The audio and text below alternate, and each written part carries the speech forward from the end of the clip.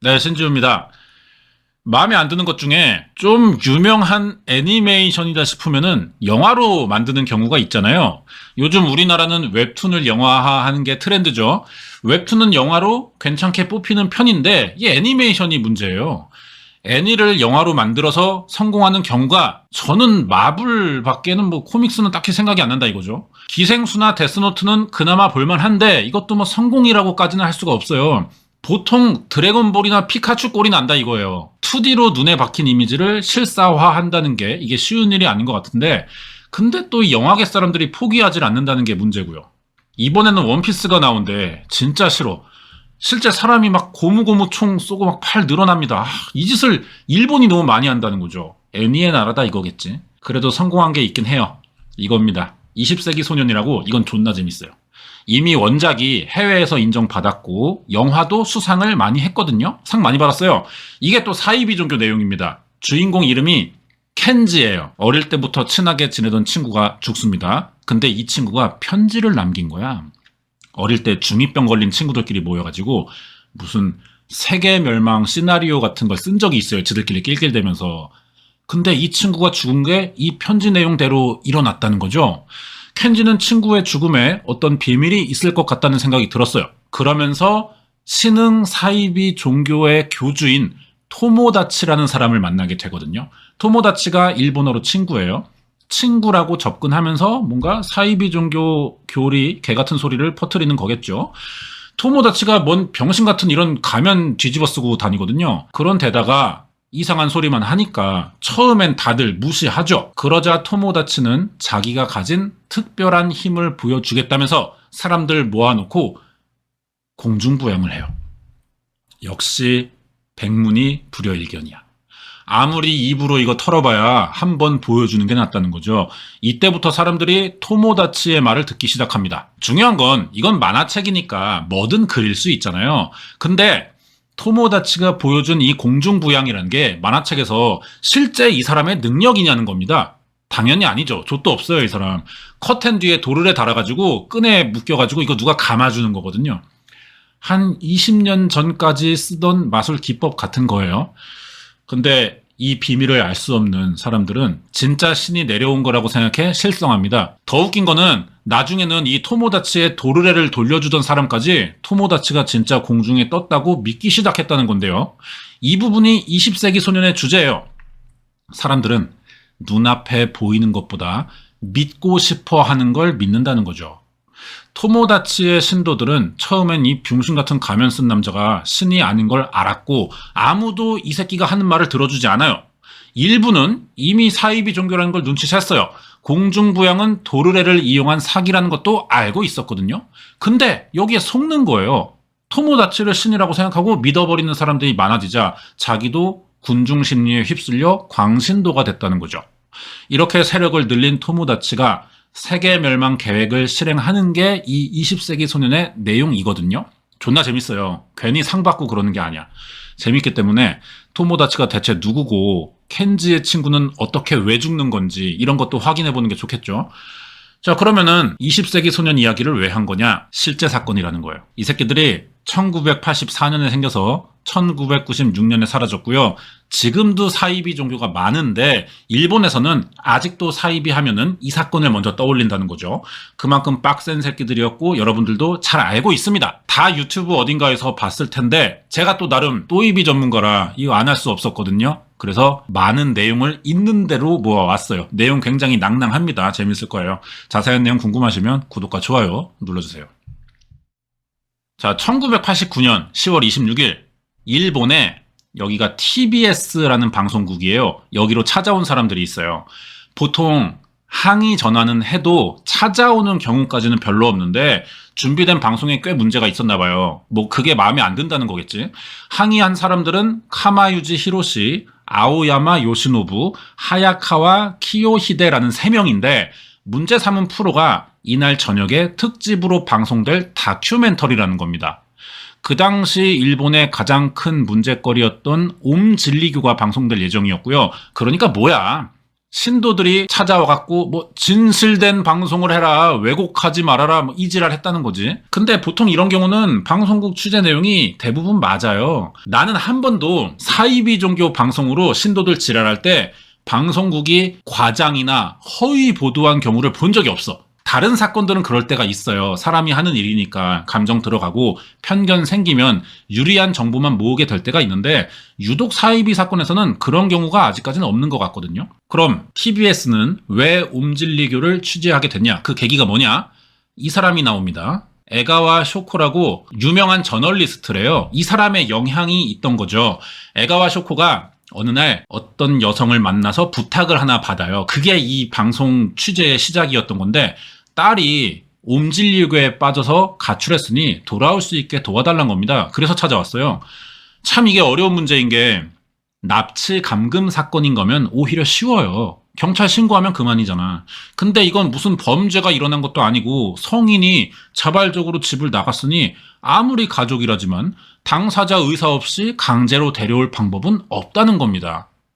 옴진리교에 대한 문제를 이때도 아는 사람들이 있었어요, 꽤. 하지만 어떤 여론이 만들어진 것도 아니고 신흥 종교다 보니 자세한 정보가 없었거든요. 아직 평범한 종교처럼 보일 때였고 일본도 종교의 자유는 보장하는 나라라서 종교 자체를 나라나 어떤 기관이 막을 수가 없다는 겁니다.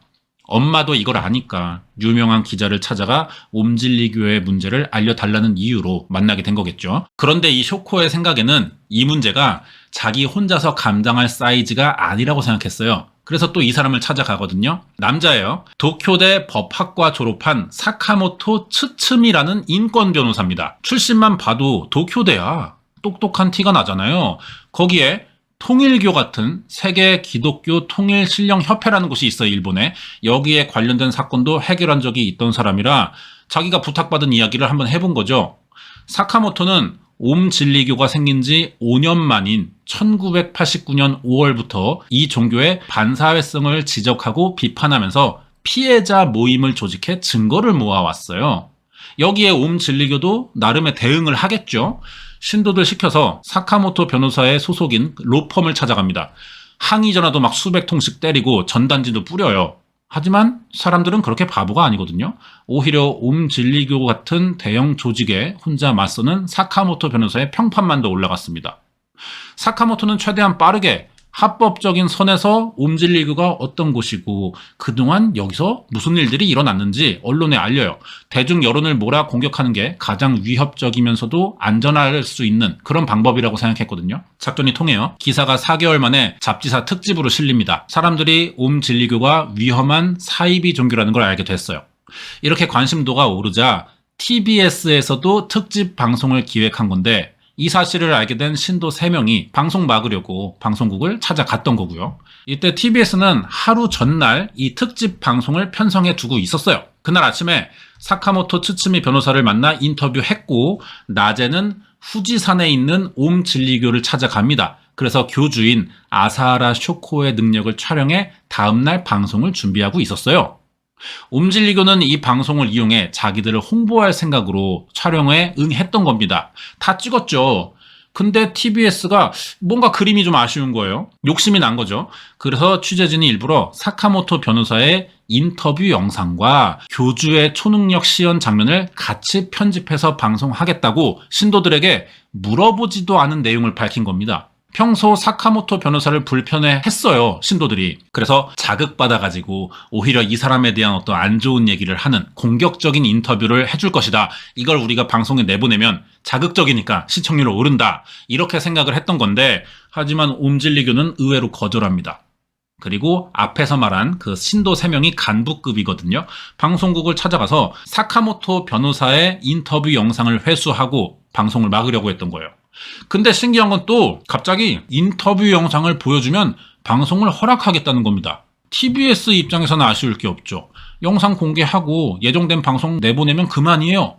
영상 보여줬어요, 신도들에게. 그러자 3명 중에 유독 이 사람이 옴진리교의 간부 중 하야카와 키요히데라고 합니다. 인터뷰 영상에 나오는 사카모토 변호사의 인적 사항, 생김새, 특징 이런 거를 수첩에 막 적는 거예요. 이 새끼들 지금 보복하려고 그러는 거죠, 이거. 영상 다 보더니 돌변해요. 다시 방송을 허락하지 않았고 교단까지 나서면서 문제가 커집니다.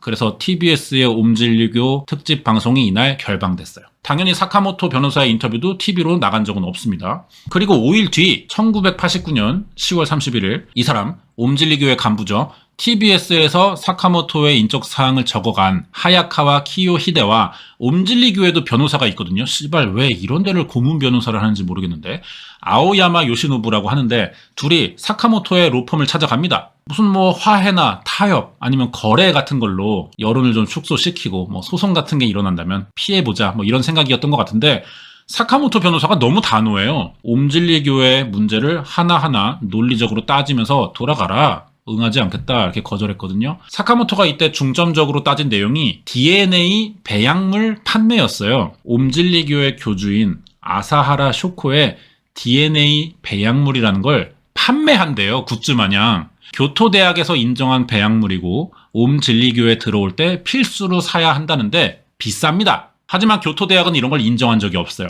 사카모토가 이 말을 하면서 사기치지 말라고 한 거죠.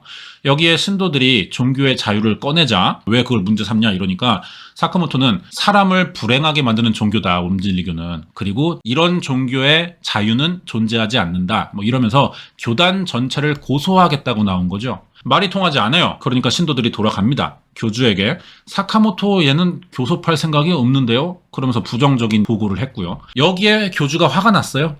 이 4명을 부릅니다. 옴진리교의 또 다른 주요 간부들이에요. 교주인 아사하라 쇼코는 이 4명을 무슨 씨발 청룡 주작 백호 현무 마냥 단상 위에 자기 옆에 세워두고 신도들을 모아서 오른손 검지와 엄지손가락을 이렇게 둥글게 붙입니다. 이게 포화의 신호래요. 포화가 뭐냐? 종교적인 의미인데 지들끼리겠지. 포화라는 걸 하면 내면의 정신과 영혼을 강제로 현재 세계보다 더 높은 영적인 공간이나 차원으로 끌어올린다는 겁니다. 뭔 소리야. 이 과정에서 현세의 육신은 필요 없고 온전한 정신만 더 위쪽 세계로 보내진대요. 불교로 치면 뭐 해탈 과정 같은 거라는 거겠죠. 씨팔 진짜. 지들끼리 모여서 그런다는데 뭐 어떡해. 다 좋아. 근데 여기서 문제가 되는 의미가 현세의 육신이 필요 없어진다는 부분이에요. 한마디로 포화는 누군가를 죽여서 정신을 맑게 만들어준다는 겁니다. 교주가 지금 옴진리교에 반대하는 사람들을 죽이겠다고 신도 앞에서 선언한 거예요. 이게 씨발. 아사하라 쇼코가 포화의 뜻을 보이니까 간부들이 막 웅성웅성 이지를 났어요. 드디어 교주님이 뜻을 행하신다 이지를 하는 거겠지. 처음에는 기자인 그 아까 여자분 에가와 쇼코의 글이 실린 잡지사의 편집장이 포화의 대상으로 선정됐거든요. 근데 편집장이란 사람이 바쁠 거 아니야. 언제 집에 들어가고 출근하는지 이 시간을 정확히 알기가 어려웠대요. 그래서 포기합니다. 대신 옴진리교의 최대 적인 사카모토 변호사를 포화하라고 지시했어요. 간부들 다 찬성했고요. 어떻게 죽이냐? 납치해서 사형할 때 사용되는 약물 주사형일 때 염화칼륨을 주사하기로 했는데 이 나카가와라는 새끼가 의사다 보니까 예전에 병원에서 훔친 게 있대요. 교주인 아사하라 쇼코가 살인을 지시한 이유는 단순히 방송 때문만은 아니거든요. 1990년쯤에 옴진리교가 정치에 진출하려고 진리당이라는 걸 만들었어요. 신도들을 출마시킬 계획을 세운 거죠. 근데 마침 잡지사가 옴진리교의 저격글을 실었고 변호사인 사카모토가 피해자들을 모아 단체를 만들어 법적 대응을 준비하고 있던 겁니다. 다른 때라면 살인 계획까지 세우진 않았을 수도 있어요. 하필 선거를 앞두고 이런 일이 일어났으니까 옴진리교 입장에서는 존나 위협적이겠죠. 이게 포화의 이유예요. 옴진리교 신도 중에는 전직 변호사들도 있었거든요. 아니 씨발 공부를 그렇게 처해놓고 왜 이런 데를 들어가는지 모르겠는데 변호사들을 수소문해 보니까 사카모토의 신상과 집 주소를 금방 알게 됐어요. 그래서 TBS의 방송을 막은 지 일주일 만인 11월 3일 교주의 지시를 간부들이 이제 실행하는 겁니다. 무전기, 변장용 가발, 안경, 정장 이런 걸로 위장해서 사카모토가 있는 요코하마로 가요. 사카모토가 타는 전철역 근처에 숨어서 퇴근길에 납치할 생각이었던 건데 아무리 기다려도 사카모토가 나타나지 않습니다. 알고 보니까 이날이 일본에서 문화의 날이라고 공휴일이에요. 사카모토가 출근하지 않았어. 그래서 집으로 가죠. 밤 10시쯤 가봤거든요. 문이 잠겨 있지 않았어요. 바로 교주에게 다시 연락합니다. 그 집에 있는 것 같은데요? 교주가 야 들어가서 죽여 다시 지시한 거죠. 집에 아내와 아들이 있는데 아들은 또 1살이에요. 나중에 아사하라 쇼코가 체포되고 이때 얘기를 했는데 자기도 아이까지 죽이라고 지시한 건 좀 마음에 걸렸대요. 그러면서도 자기도 어릴 때 어렵게 자라다 보니 부모 없이 애가 크는 건 좀 잔인한 일인 것 같아서 다 죽이라고 했다는 겁니다. 뭐 병신 같은 소리야. 교주는 이렇게 지시했는데 그래도 직접 안으로 들어갈 간부 4명은 좀 지나친 지시 같다고 생각했어요. 자기들끼리 사카모토만 죽여요 이러고 들어가질 않아. 다시 전철역으로 갑니다. 막차가 끝날 때까지 기다린다는 거야. 아니 출근을 안 하는데 왜 또 여기 기차역을 가냐고. 병신이야 진짜. 씨발 뭐 배양물에 문제가 있던 건지 사이비에 빠지면은 지능이 이렇게 떨어지는 겁니다. 밤을 새요. 그러다 포기하고 뭘 포기했는 건지 모르겠는데 새벽 3시가 되자 다시 사카모토 집을 들어가요. 사카모토 변호사 출근 안 했으니까 가족이랑 집에서 자고 있던 거죠. 근데 4명이나 들어오니까 인기척에 눈을 떴어. 신도들이랑 몸싸움이 좀 일어났는데 성인 4명을 당할 수가 없잖아요. 폭행 당하다가 결국 염화칼륨 주사를 맞아요. 근데 이게 범인들이 급하니까 혈관에 놓지 못하고 그냥 대충 엉덩이에 찌른 겁니다. 그래서 3번이나 맞아도 죽지 않은 거예요. 혈관 주사를 해야 되는데 근육 주사를 한 거야. 안 죽어. 이상해. 그래서 급한 대로 목을 졸라 죽인 거죠. 아내인 사토코와 아이까지 같은 방법으로 살해했고요. 아이까지 죽인 건 교주의 지시가 너무 심했다는 첫 생각과 또 다른 행동이죠. 애가 1살이야. 부모 얼굴도 모를 텐데 굳이 목격자를 남기지 않기 위해서였다기보다는 부모 둘을 죽일 때 흥분된 피가 좀 식고 냉정해진 상태로 돌아온 거죠. 그 상태에서 좀 판단했다고 봐야 될 것 같아요. 그러니까 범인들은 최소한의 인간미도 없고요. 옴질리교에 적대시하는 자는 죽이려는 교주에게만 충성했던 건 아닌가 좀 이렇게 봐야 될 것 같습니다. 포화를 실행한 신도들은 오전 7시쯤 후지산에 있는 옴질리교 본부에 도착했어요. 신도들이 지시한 대로 해결하고 오니까 이때 아사하라 쇼코가 그래? 허허 뭐 이지랄 하면서 굉장히 기뻐했다고 또 이렇게 알려져 있고, 어쨌든 살해했으니까 시신 처리도 해야 됐을 거 아니에요. 사카모토의 얼굴과 치아를 훼손했습니다. 드럼통 3개에 담아서 각각 다른 산에 묻었대요. 지역을 3개로 나눈 이유가 뭐냐, 나중에 시신이 발견되더라도 3개의 개별 사건처럼 보이게 할 목적이었다고 진술했었거든요. 계속 병신 같은 소리만 하는 게 결국 가족이라고 신원 드러나면은 이걸 누가 개별 사건으로 보냐고. 어떤 형사가. 왜 지능이 왜 이런가 모르겠어요 얘들은. 교주인 아사하라 쇼코는 방해거리를 어쨌든 제거했다고 생각한 거죠. 하지만 이 사건은 옴질리교의 문제를 더 크게 알리는 계기만 됩니다. 사카모토 변호사가 주변에서는 실종된 것처럼 보이겠죠. 그러니까 사람들이 실종 사건을 수사해달라는 운동을 벌이게 됐고요. 옴질리교에 살해됐을 가능성이 높다고 주장했어요. 동료 변호사들이겠죠. 그런데 신기한 게 일본 경찰이 이상할 정도로 반응이 없는 겁니다. 형식적인 조사만 해요. 그리고 시신이 발견되지 않자 금방 수사를 종결했다는 거죠. 6년 뒤에 그 간부 4명 중에 하나가 자백을 하거든요. 그때 시신이 드러난 건데 그동안 수사가 전혀 없었어요. 사실 경찰은 사카모토 변호사 집에서 수상한 흔적을 찾았었거든요. 신도들과 사카모토가 몸싸움 벌일 때 간부들이 달고 있던 옴질리교 배지가 바닥에 떨어졌던 거예요. 여기에 옴질리교는 어떻게 대응했냐? 이 사실이 외부로 알려지지도 않았는데 기자회견을 먼저 열어요. 현장에 있던 배지는 딸이 교단에 감금돼 있다고 주장하는 엄마가 탈출시켜달라고 부탁하면서 사카모토 변호사에게 준 딸의 배지라는 겁니다. 거기에 딸은 감금된 적이 없고 어떤 범행과도 관련이 없으니 경찰이 조사 나온다면 얼마든지 우리는 협조하겠다고 입장문을 발표한 거예요. 당연히 이 기자회견을 믿어주는 사람은 옴질리교 신도들밖에 없죠. 이미 사카모토와 옴질리교가 어떤 관계인지 아는 사람들은 뻔히 알고 있었고, 집안에는 싸움의 흔적이 있는데 이걸 누가 믿어? 증거가 없을 뿐이지 정황상 이건 누가 봐도 옴질리교의 짓거리처럼 보였다는 겁니다. 사건 17일 만인 1989년 11월 21일 사카모토 변호사 사건으로 전국 변호사 모임과 전국적인 옴질리교 반대 운동이 일어났어요. 여기에 후달린 옴질리교는 사건에 관련된 간부들을 해외로 내보냅니다. 관련 없는 척을 한 거예요. 용의자들이 사라졌죠, 일본에서. 하지만 이미 강력한 정황 증거가 나온 이상 경찰은 영장 신청해 보고 옴질리교 찾아가 보던가 해야 되잖아. 근데 여기서 씨발 무능한 짓을 해. 자, 먼저 하나 짚어보고 넘어갈게요.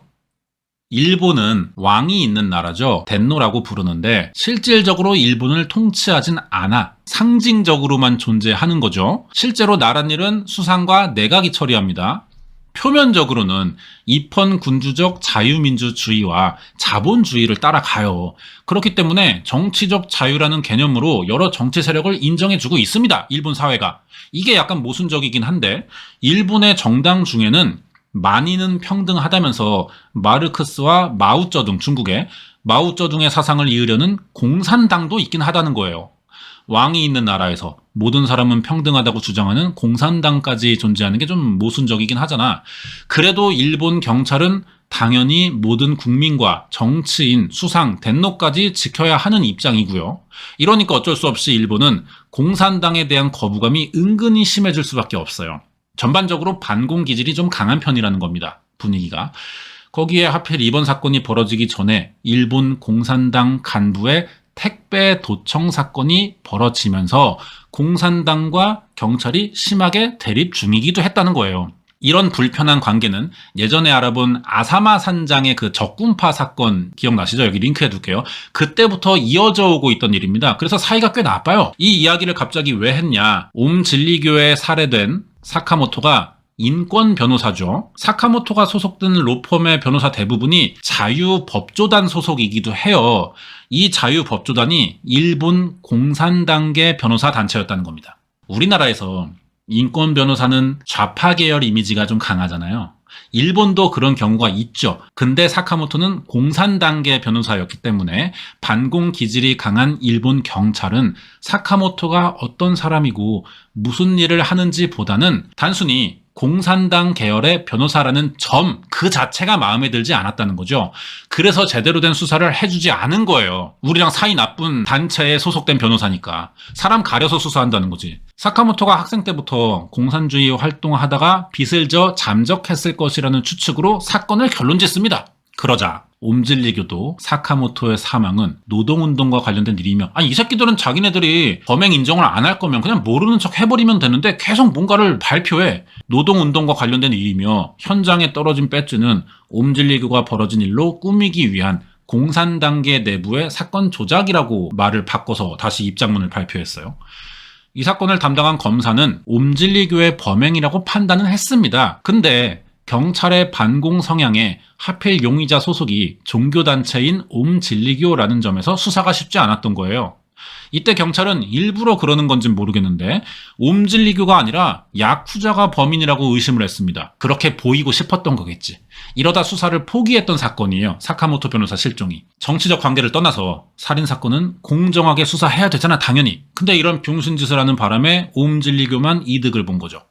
사카모토 변호사 가족 살해 사건은 일본 경찰의 대표적인 뻘짓거리였고요. 나중에 일어날 더 큰 사건에 빌미를 준 거나 마찬가지였어요. 이때 조졌으면은 옴진리교는 진작에 해체됐을 거예요. 여기에 큰 실수가 하나 더 있었죠. 언론사가 제보자에 대한 기밀을 유출했다는 겁니다. TBS. 언론사는 공정하고 투명한 방송을 해야 되잖아요. 그러면서도 결국은 사람들의 관심을 끌어서 이윤을 창출해야 되는 기업입니다. 이것 때문에 결국 언론사가 공정하고 투명성을 잃게 되기도 하는데 어쨌든 욕심이 생기잖아요. 돈 벌려면은. 더 자극적인 어그로 끌만한 방송을 시도하게 된다는 거죠. 그 전까지는 옴진리교가 사카모토 변호사와 직접 만날 방법이 없었어요. 이 사람 찾고 싶은데도. 그래서 소속된 로펌을 공격하는 수밖에 없었는데 TBS가 다큐 제작하면서 굳이 말할 필요도 없는 사카모토 변호사의 인터뷰 내용이 있다고 밝혔고 옴진리교는 이때 자기들의 진짜 적이 누군지 알게 된 거죠.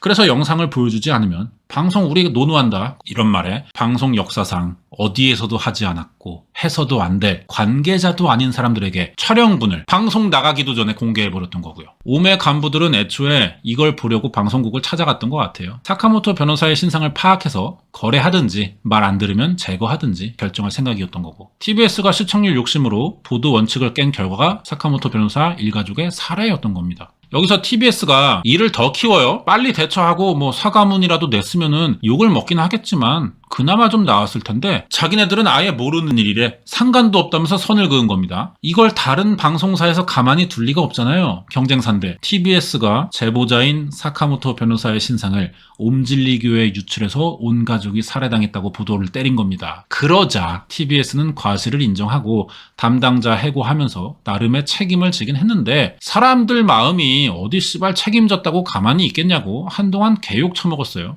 그러면 이 사이에서 개꿀반 옴질리교는 그 뒤로 어떻게 하느냐? 경찰과 TBS가 욕먹느라 오히려 이미지가 상승해요. 사건의 실체가 드러나지 않는 이상 약간은 억울해 보이는 입장처럼 비춰지겠죠. 그러면서 이왕 방송 한번 탄 거 더 적극적으로 출연하기 시작합니다. 옴질리교를 이제 방송으로 홍보하는 거예요. 이때 가장 권위 있던 종교학자 중에는 옴질리교를 호의적으로 보면서 돈 받았는지 일본 정부와 경찰의 일방적인 종교 탄압을 당한 것이라고 좋게 포장해주기도 했고 사건의 원흉인 새끼들인데 지네가 사건 저질러놓고 제일 이득을 봤어. 방송에서 어쨌든 호의적인 이미지 이제 호감작하고 유일한 방해물도 제거했죠. 여기에 일본 경찰의 개짓거리까지 삼신기 버프를 받아가지고 옴질리교는 중의원 의원 총선거에 진리당 후보로 이 사람을 내보내요. 사카모토 변호사를 살해한 범인 중 하나입니다.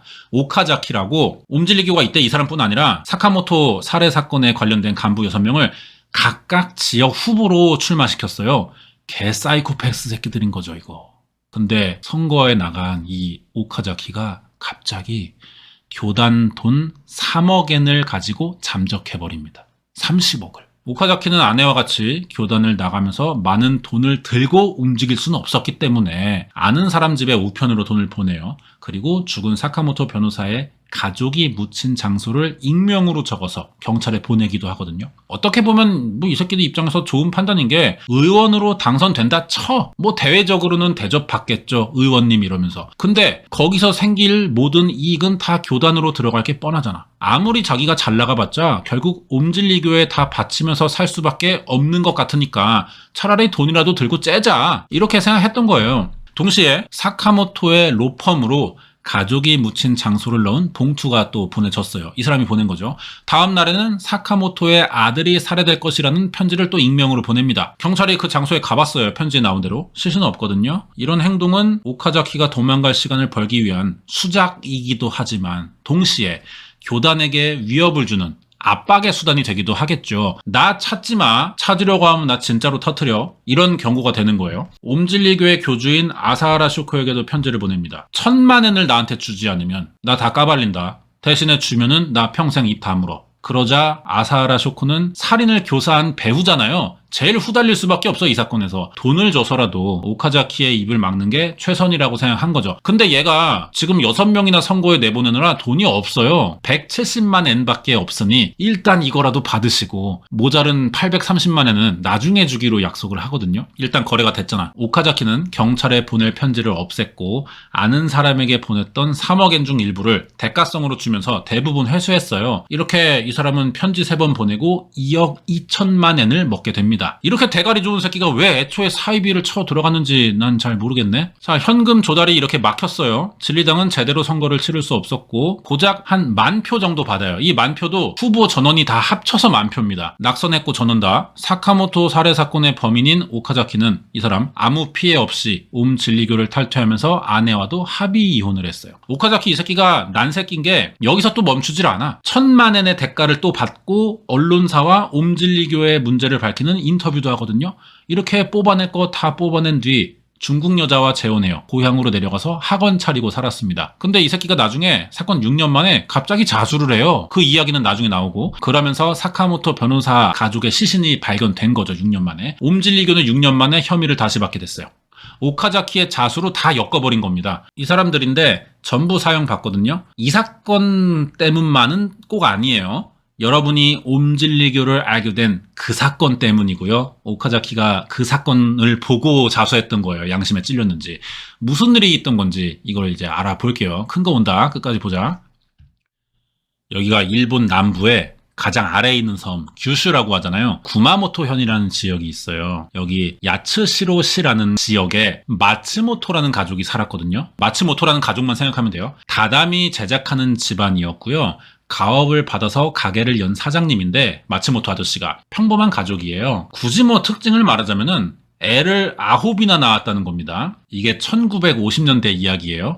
그 당시면 사실 뭐 9 정도 낳은 거 평범한 경우라고도 할 수 있는데 다담이 팔아서 아이 9을 키우기는 좀 어렵겠죠. 심지어 아이 중 3명은 눈이 안 보여요. 시대적으로 또 현대식 가옥이 막 들어설 때라 다담이 수요가 줄기도 했습니다. 엄청 가난했어요. 아이들을 제대로 가르칠 형편이 안 됐는데 다행히 애 중에 똘똘한 자식이 한 명 있었어요. 얘입니다. 1955년 3월 2일에 태어난 마츠모토 치즈오라는 7째예요. 애가 공부 욕심이 있어가지고 책을 많이 봤는데 얘도 어느 날부터 눈이 안 보여. 얘가 눈 안 보이는 셋 중 하나거든요. 다행히 맹인 학교에 들어가서 장학금으로 계속 공부를 할 수는 있었어요. 고3 때는 또 체격이 좋아가지고 키가 170에 한 80kg 나갔거든요. 유도부에 들어가서 운동도 꽤 한 거예요. 애가 근성이 있어. 눈이 안 보이는 게 큰 문제는 또 안 됐던 것 같기도 하고 1975년에 성인이 됩니다. 그러자 자민당 정치인이 되고 싶었어요. 자유민주당이라고 뭐 우리나라로 치면 국민의힘 정도 되는 곳인데 여기 들어가려고 도쿄대 법학과를 목표로 공부합니다. 이 새끼 머리도 좋아. 눈만 보였으면 더 무시무시했을 거예요. 근데 생각보다 도쿄대 법학과가 씨발 말이 쉽지.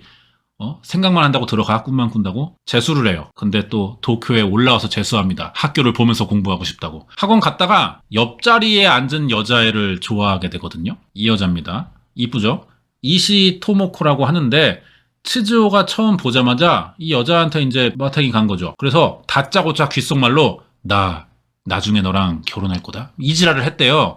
그리고 나중에 진짜 부부가 됩니다. 씨발 치즈오. 이 새끼 존나 알파메일이었어. 근데 또 갑자기 목표가 바뀐 건지 알 수 없는 이유로 재수를 포기해요. 안 간대. 법학과. 공부를 안 했던 건 아니야, 치즈오가. 재수한 2년 사이에 중국어와 영어를 익히더니 23살 되자 침술원을 갑자기 냅니다. 애가 고등학교 때 침술 자격증을 땄거든요. 그리고 1년도 안 돼서 침술원 접더니 갑자기 한방약국을 개업해요. 곤약이랑 뭐 말린 귤 껍질이 신체를 정화해준다면서 지 이름 붙여가지고 치즈오 특제 다이어트 약이라는 걸 팔았거든요. 이 장사가 꽤 됐는데 1년 만에 폐업해. 보험료 안 냈다가 벌금 맞은 거예요. 근데 또 약국을 개업해가지고 한약, 다이어트 약 이런 거 팔았는데 돈을 꽤 벌어요. 문제는 이게 C8 불법 제조 약물이었다는 거죠. 또 벌금 맞고 폐업했어요. 사업이 잘 될만 하면 망하자 치즈오가 생각이 복잡해졌거든요. 당연히 속상하겠죠. 그러다 관심을 보이기 시작한 게 종교예요. 종교 공부를 하다 보니까 침술이 사실상 사람 병 고치는데 큰 도움이 안 되는 것 같다는 생각이 들었대요. 그래서 아함종이라는 불교에 들어가가지고 1년간 명상과 요가로 정신수양을 시작합니다.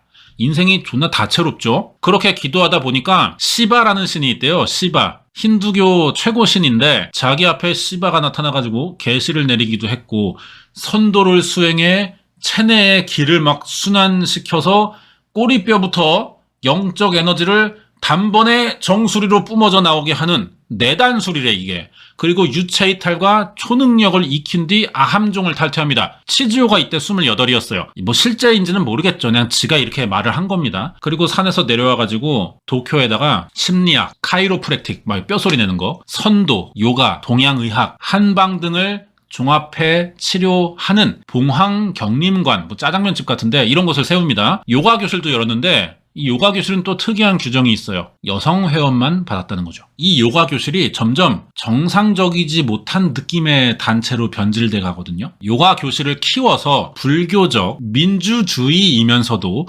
완벽한 초능력자들을 위한 나라이자 신성 법왕인 진리국을 세우는 걸 목표로 했다는 겁니다. 여기서 신성 법왕이라고 자기를 지칭하면서 이름을 바꿔요. 전에 그 절 이름이 아함종이죠. 신흥 불교거든요, 여기도. 여기 들어가 수행하고 받은 이름이 쇼코였습니다. 그래서 아사하라 쇼코라는 이름을 쓰기 시작하는 거죠. 지금까지 옴진리교 교주인 아사하라 쇼코의 성장 배경 이야기한 거예요. 불교를 믿어서 그런지 산스크리트어로 AUM이라는 단어를 썼는데 창조가 A래요. 유지가 U, 파괴는 M을 뜻하는데 순환과 우주적 의미를 담았다 뭐 이지랄 하는 거겠지. AUM을 합하면 오음이라고 읽을 수 있거든요. 그래서 봉황경림관의 이름을 옴진리회로 이때 바꾼 겁니다. 이게 일본 역대 사이비 종교가 탄생한 순간이었어요. 옴진리교를 만든 이유는 아사하라 쇼코의 최종 목적이 자기 같은 초능력자들을 모아서 일단 지가 초능력자가 아닌데 샴발라라는 왕국을 세우려고 했대요. 교리가 간단합니다. 불교, 티벳의 불교, 힌두교, 기독교를 적절하게 섞어가지고 기본적으로는 번뇌와 해탈의 목적이 있고 유체 이탈 같은 초능력을 고행과 수행을 통해서 깨우침을 얻어 더 높은 차원으로 마치 이를테면 영적 세계로 스스로를 들여보내는 게 최종 목표래.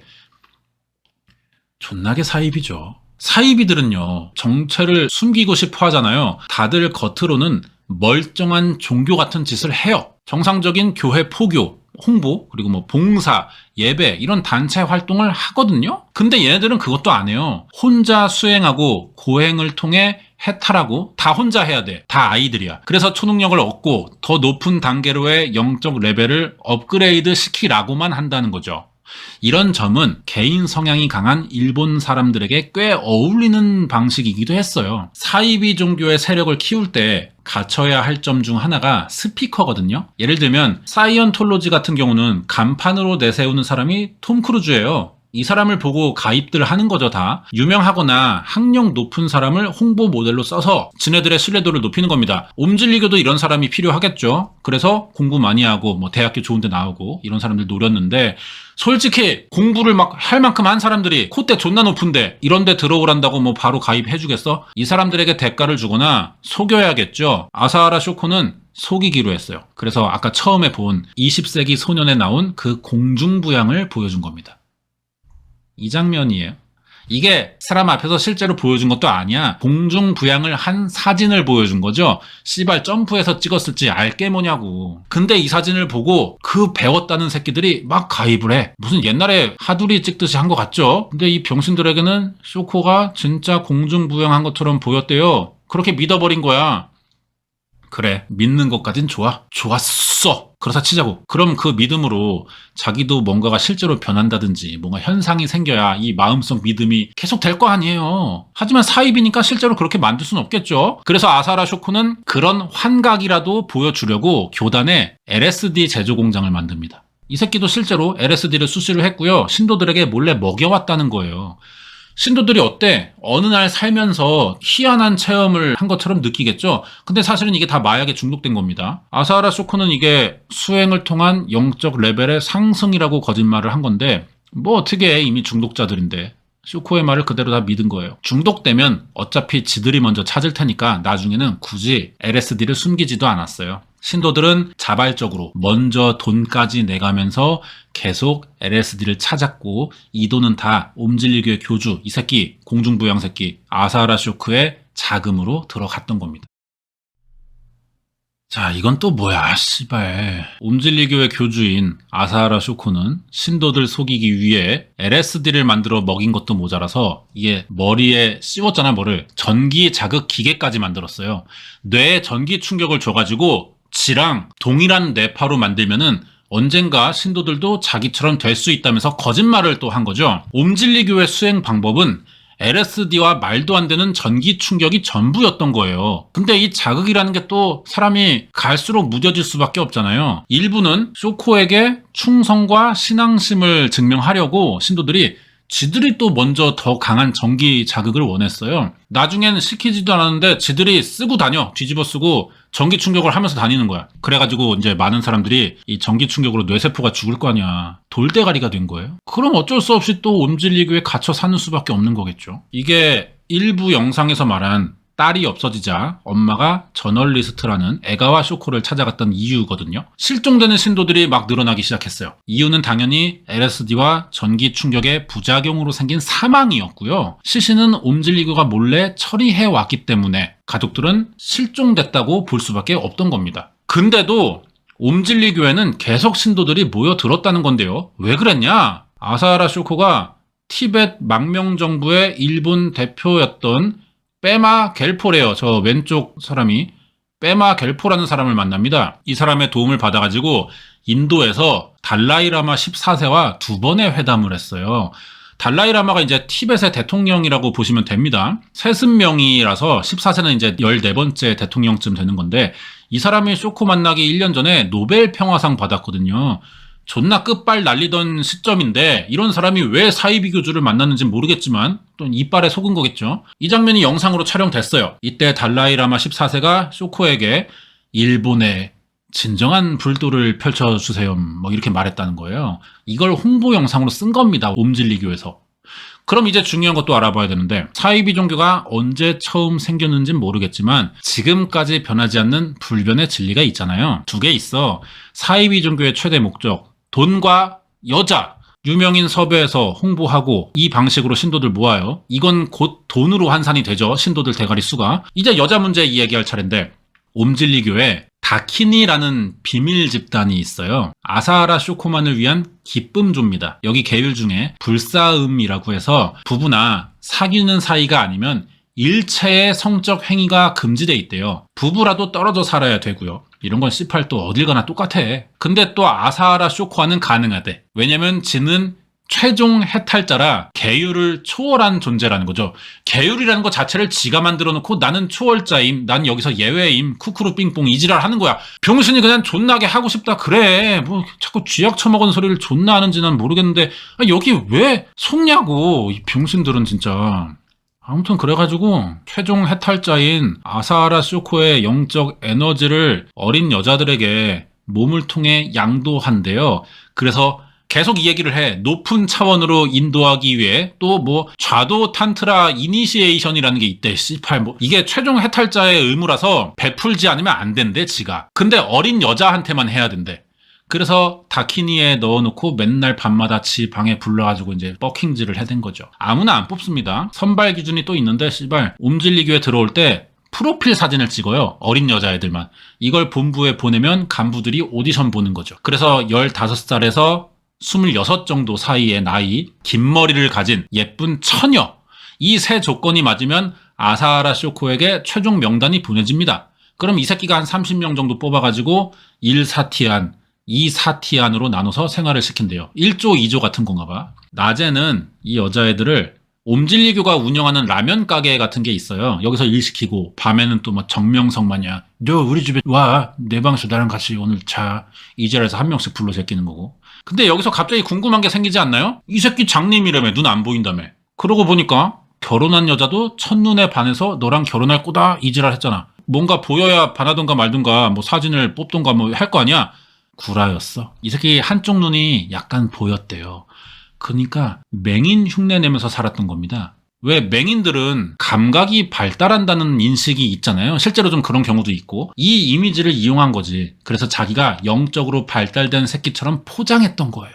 이거를 평생 한 거야. 존나 독한 새끼죠. 자기가 원할 때마다 원하는 만큼 여성들이 에너지를 받아야 해서 피임도 안 했대요. 그러니까 이 에너지라는 게 지 말로는 지 정액 말하는 거겠지. 임신 위험이 생기잖아요. 실제로 애들도 많이 낳았습니다, 신도들이. 그래서 자기 애를 낳으면은 지가 또 신성법왕이라잖아. 신성법왕의 여성이 되는 거죠, 그러면. 신성법왕의 여성이 되면 나름의 또 혜택을 받는데 교단에서 높은 예우를 받을 권리가 생긴대요. 그리고 지랑 같이 차를 탈 수 있거나 사복을 사입을 수가 있대. 그러니까 이 옴질리교의 어떤 그 팀복이 따로 있는 거겠죠. 여기에 좋은 음식도 먹을 수 있고 특히 아사하라 쇼코의 고향인 구마모토의 특산품이 멜론이래요. 이걸 하사받을 수도 있대. 야, 존나게 혜택이다. 신성법왕의 여성들을 다키니라고 하죠. 긴 머리가 상징이래요. 취향이기도 하면서. 그럼 다키니가 아닌 여자들은 짧은 머리를 해야 된다는 겁니다. 구별해야 되니까. 다키니에는 미성년자도 있었지 당연히. 아무리 교주라도 미성년자를 또 방에 부르는 거는 신도들에게 안 좋게 보일 수도 있잖아요. 그런 걱정은 또 됐는지 미성년자들 부를 때는 또 시내 모텔이나 또 호텔 뭐 이런 데 가기도 했고. 이 새끼 습관도 있어요. 지 방에 부른 여자들의 채모를 수집을 하는 건데 털 하나 이렇게 뽑아가지고 이제 병에 담아서 보관했대요. 나중에 체포되고 건물수색했죠 경찰이. 그때 이 병이 한 100개 이상 발견됐었다고 하고 뭐 다 알잖아요 잘. 사이비 교주들이 뭐 하나같이 개미친 놈들인데 그럼 이런 미친 새끼가 저지른 옴질리교 최악의 사건이 뭔지 마지막으로 알아볼게요. 자기 왕국 만들어냈고 귀찮게 하던 사카모토 변호사도 제거했어요. 신도들을 시의원으로 만드는 데는 실패했지만 그 사이 세력 꽤 키웠거든요. 이제 뭐 하냐? 신도들의 노동력을 갈아 부를 축적하는 거죠. 라면집 아까 이야기했고 자 이건 뭐냐면요. 아이돌 데뷔도 시켰어요. C8 이름이 옴시스터즈야. 여기에 종교다 보니까 지역사회 활동도 하면서 나름의 사업을 벌였는데 사업이 뭐 잘 된 건 아니고요. 그래도 어쨌든 주 수입원은 신도들의 돈이에요. 헌금을 꽤 받는 거죠. 그러면서도 그 외의 방법으로 또 돈을 뽑아낼 궁리를 많이 했는데 아까 말한 그 DNA 배양물 의무적으로 사게 하고 아사하라 쇼코의 개인 굿즈도 팔았어요. 아니 아이돌 만들고 왜 지 굿즈를 팔아? 지가 아이돌에 들어가든가. 이게 다가 아니야. 지 머리카락도 팔아요. 털은 존나게 많으니까. 지가 목욕한 물도 영적인 연못이라면서 떠다 팔았고요. 피를 섞은 음료수도 있었는데 20cc에 100만엔씩 받았거든요. 20cc가 양이 얼만큼이냐면 보통 종이컵이 200cc가 조금 안 돼요. 그러니까 종이컵 한 10분의 1량을 우리 돈으로 1000만엔씩 해서 팔았다는 겁니다. 아무리 존경하는 교주라고 해도 이만큼의 돈씩을 내면서 사기가 사실 부담이 되잖아요. 어렵잖아. 당연히 다 강매였고요. 뇌파 조져주는 그 기계도 팔았어요. 교단에 관련된 모든 걸 다 파는 겁니다. 옴질리교가 불교를 배경으로 두는 것 같죠? 그래서 교단으로 들어오는 거를 출가라고 부르거든요. 이때 전 재산을 또 교단에 다 바쳐야 한다는 규정도 있고요. 우리나라 사입이랑 다 똑같아. 이렇게 돈을 벌었어. 아사하라 쇼코가. 더 미친 계획을 세우죠. 와, 나 이런 거 처음 봐. 사이비 사건 많이 했지만. 일본 정부를 전복시키거나 정치계로 진출해서 천황인 덴노를 폐지하고 자기가 일본의 신성 법왕이 돼서 나라를 국호를 바꿀 생각이었다는 거예요. 지가 대통령이 되겠다는 거지. 이런 생각은 했지만 이 새끼가 뭐 사실 옴질리교 안에서나 왕이고 신이지 일본 국민 전체 기준에서 보면은 사실 좆도 아니야. 티도 안 나는 숫자야, 이 신도들. 세상엔 정상인이 훨씬 많다는 거예요. 아무리 나대봐야 그냥 털 많이 난 존나 더러운 아저씨밖에 안 된다는 거죠. 이게 정치로 진출하려던 이유거든요. 단기간에 나라에 영향력을 끼칠 정도로 세력을 키우려면 정치인을 배출해 옴질리교를 알리는 수밖에 없다는 생각을 했어요. 마침 1988년에 일본에서 리크루트라는 사건이 벌어지거든요. 리크루트가 정보산업 회사고요. 지금 일본에 재계 한 10위권에 드는 대기업인데 1988년에 일본 수상을 포함한 주요 정치인 76명이 이 회사에 뇌물성으로 주식을 받은 사건이 있었어요. 그러면서 90년대 들자마자 일본의 정치개혁 시도가 크게 일어나거든요. 각 정당이 정부를 막 공격하는 거야. 그럼 어때? 아무래도 좀 몸집이 큰 정당이 눈에 많이 띄겠죠. 사람들이 많으니까. 자연스럽게 그러면 소규모 군소 정당은 관심 받게 되는 거예요. 이런 분위기니까 진리당을 만든 옴질리교가 어때? 너무 우리 안 봐줘. 관심이 없는 거야. 그래서 사카모토 변호사를 살해한 간부 6명을 선거에 내보냈던 거죠. 근데 이 와중에 갑자기 출마했던 그 오카자키라는 새끼가 돈 들고 튀면서 선거를 조진 거고, 얘도 나갔어. 선거에. 아사하라 쇼코도 직접 출마했는데 얘 1783표 받았습니다. 지역 전체 득표수의 0.33%예요.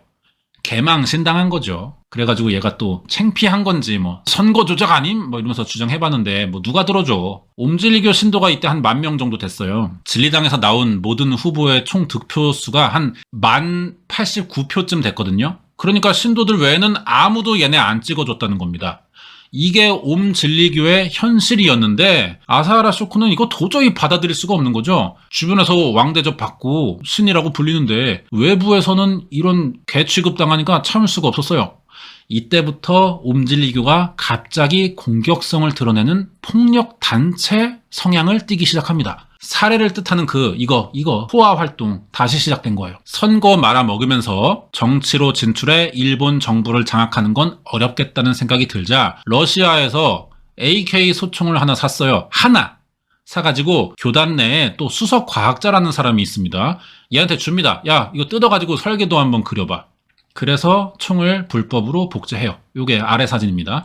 2년간 이렇게 불법으로 천정을 만들어가지고 테러 부대를 조직하는 거죠. 선거를 통해 정치권으로 들어갈 수가 없으니까 군대를 조직해서 쿠데타를 일으키겠다는 거예요. 미친놈이지. 전 세계 어디에도 없어. 근데 계획은 이런데 어때? 실제로는 자금의 무리가 있는 겁니다. 총이 1000개면은 씨발 이거 만드는데도 돈 되게 많이 썼는데 총알은 대체 몇 발을 만들어야 돼. 그나마 총도 사이비에 들어가는 대가리 가진 새끼들이 뭐 제대로 만들었겠냐고. 성능이 하도 후져가지고 몇 발 쏘면 총이 망가졌대요. 버려야 됐어 연습하다가. 이러니까 정품 쓰는 거죠. 거기에 이 계획이 어떻게 알려졌는지 경찰 조사가 시작된다는 소문이 퍼졌어요. 그래가지고 이 쿠데타 계획을 시작도 못 해보고 바로 포기합니다. 옴질리교가 그러면서 비상이 걸린 거야. 총을 제작하는데 돈도 들었고 얘네 핵무기도 만들 생각을 했어요. 그러니까 계획은 그런 거야. 그래서 호주에 지부를 세워가지고 핵 재료로 쓸 우라늄을 찾는다면서 땅 사들이고 막 다 뒤집고 다녔는데 포크레인으로 아무것도 안 나와요. 돈 있는 대로 들여가지고 이것저것 다 시도하는데 하던 거마다 족족 처망하지.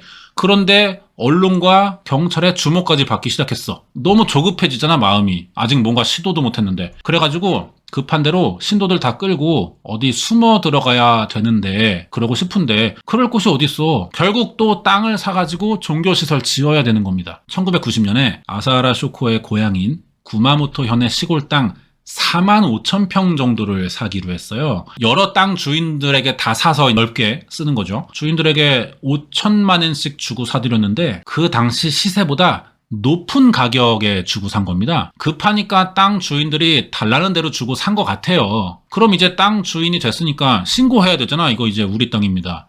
근데 시세보다 너무 비싸게 샀으면 누구라도 이상하게 보겠죠. 그러다 보면 얘네 왜 이상하게 평균 가격보다 비싸게 샀지? 뭐야 얘네.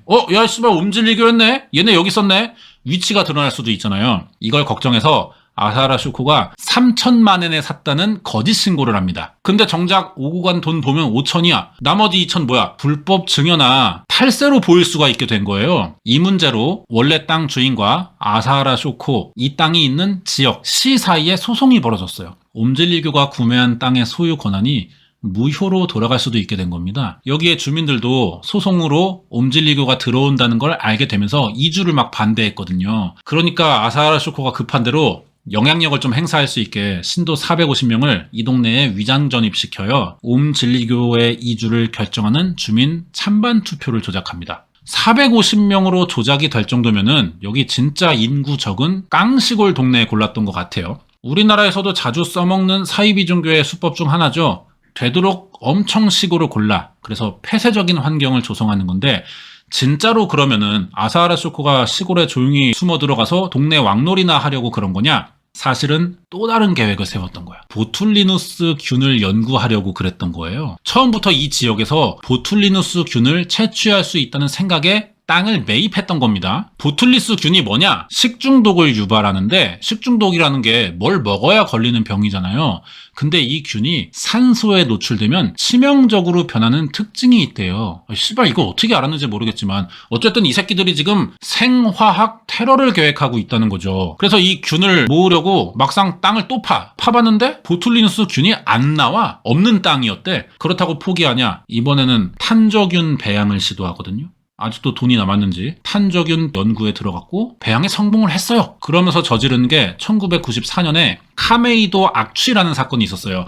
완전히 실패합니다. 탄저균 배양에는 성공했어. 얘네가 이 균을 이제 모을 줄 알아. 근데 살포하는 기술은 없던 겁니다. 대충 뭐 농약 치듯이 분사기에 담아가지고 이렇게 쓱쓱 쏘고 다녔는데 카메이도 지역에. 근데 이게 바람에 탄저균이 다 날아간 거죠. 그래서 고기 썩는 냄새만 나가지고 이거를 카메이도 악취 사건이라고 불러요. 실패했어. 천황 관저도 노리려고 했는데 경비가 심했는지 포기했고요. 얘네는 하는 거마다 안 돼. 근데 끊임없이 시도합니다. 근성이 있다니까 아사하라 쇼코가. 마지막 한 방이 남아있어요. 이게 여러분이 옴질리교 하면 떠오르는 그 살인가스 사건입니다. 살인이 아니고 살인균이에요. 1995년 3월 20일입니다. 이날이. 일본 도쿄에 지하철 테러를 계획했는데 이 사건이 알려진 거에 비해서는 내용이 그렇게 또 많지가 않거든요. 일단 살인가스 사건을 왜 저질렀냐? 경찰이 앞에서 알아본 사건들의 배후가 옴질리교라고 지목을 결국 했어요. 그러면서 점점 수사망이 좁혀왔고 언론에서도 계속 맨날 옴질리교 떠드니까 경찰 수사 그리고 사람들의 관심을 좀 분산시키려는 계획이었던 거죠. 옴질리교 이상의 또 다른 조직이 나타났다. 눈을 돌릴 만큼의 강한 짓거리가 필요하다고 생각한 거예요. 이게 지하철역 하나 노린 게 아니고요. 전철 5대의 가스를 푼 겁니다. 공통점이 있었어요. 5대에. 목표한 전철들이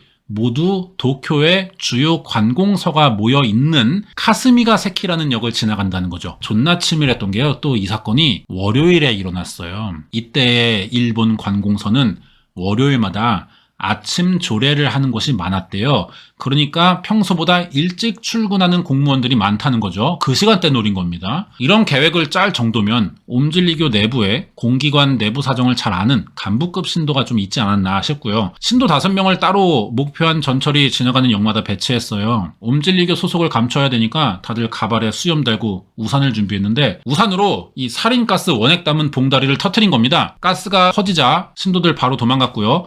역 앞에는 바로 차 타고 도망갈 수 있도록 준비해두고 있었고, 이 일로 짧은 시간 동안 피해당한 사람이 사망 14명에 6,300명 정도가 부상당하거든요. 죽은 사람이 14명밖에 안 되는 건 그나마 다행이죠. 근데 생각보다 적은 피해잖아요. 터트리는 애들이 지들 도망갈 시간 벌어야 되니까 퍼지는 속도 늦추려고 살인가스의 농도를 낮춘 겁니다. 그러니까 생각보다 효과가 떨어진 거예요. 만약에 농도가 더 높았으면 터트리는 애들도 죽었을 것이고요. 6,300명이 부상이 아니고 전원 사망했겠죠. 그리고 가스가 역 밖으로 나오면은 근처 사람들까지 수십만이 사망할 수도 있던 사건이에요, 이게. 도쿄 살인가스 사건은 전시에 군대를 제외하고 범죄 조직이 저지른 최초의 대량 살상 무기를 이용한 테러 사건이었고요. 유일합니다. 아직도 이런 경우는 없어요. 심지어 이 교주의 지시를 실행한 애들은요, 엘리트라고 부를 정도의 고등교육을 받은 사람들이었다는 거예요. 고등학교를 나왔다는 게 아니고요. 심장외과 전문의, 와사대 대학 응용물리학과 수석 졸업생, 도카이 대학 응용물리학 졸업생, 도쿄대학 응용물리학 박사 과정에 코우가쿠인 대학에서 인공지능을 연구하던 새끼도 있어요. 다 명문대 출신입니다. 얘네 정상적으로 밖에 나왔으면은 일본 사회에서 다 한 자리씩 할 만한 애들이었거든요. 근데 씨발 털보 새끼 제자리 점프에 속아가지고 이 지랄 한 거 보면은 사이비에 빠지는 거는 참 학력이랑은 또 무관한 것 같아요. 옴질리교는 너무 주목된 시선을 분산시키려고 살인가스 사건을 저질렀지만 경찰을 속이는데 실패했어요. 오히려 더 이거 무조건 옴질리교라는 생각에 수사 인원을 보충했고 1995년 5월 16일 후지산 근처에 아사하라 쇼코의 가족이 산다는 사실을 알게 됩니다. 바로 출동했죠. 근데 얘네가 이미 살인가스도 터트린 마당에 뭔 짓거리 할 줄 모르잖아. 카나리아를 데려가요, 경찰이. 카나리아가 독가스 맞는 능력이 좋은 새래요. 예전에는 그래서 광산에서도 자주 쓰였다고 합니다. 방독면도 썼고 쇠톱으로 철문 잘라서 진입하는데 여기 건물이 많아요. 4시간 정도 여기저기 다 하나씩 수색하다가 본관, 제일 큰 건물 2층과 3층 계단을 올라가던 중 계단 사이에 뭔가 공기구멍 같은 게 하나 나 있는 거예요. 조그맣게. 뭔가 싶어가지고 이렇게 해보니까 안에가 비었어. 뭐야, 비밀문이잖아. 열어보니까 아사하라 쇼코가 숨어있던 거죠. 이렇게 체포했고요. 자백도 곧잘 했어요. 그동안 각종 범죄, 살인, 테러 여기에 관련된 신도들이 전원 체포되는데 188명의 혐의가 인정됐고 그중에 13명이 사형을 받았거든요. 아사하라 쇼코도 이 13명 사이에 있는 사람이고요. 교도소에서 20년 넘게 살다가 2018년 7월 6일에 형이 집행됐고요. 옴질리교는 사이비 종교가 아니라 테러 단체라고 규정이 됐어요. 그래서 강제 해산당했습니다.